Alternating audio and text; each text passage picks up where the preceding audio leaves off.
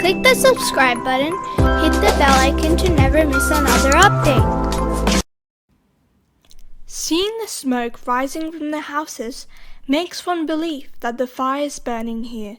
Footprints on the road show that someone must have passed through. Running trains, seeing a running motor and a running bicycle makes you believe that someone has made them. They are not made by themselves.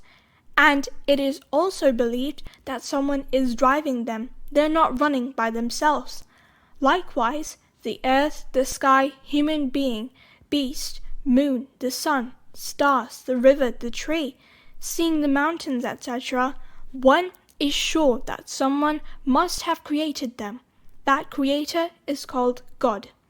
We decide, without looking at the motor manufacturer, that he is knowledgeable, is alive, possesses strength and power.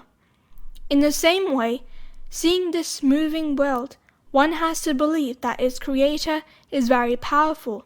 He knows everything. He has created this world, and when he wills, he will annihilate it in a single gesture. Who is God? How did you recognize God? Why can't this world be created by itself? If you know the answers, reply in the comment section down below, and keep watching to know the correct answers.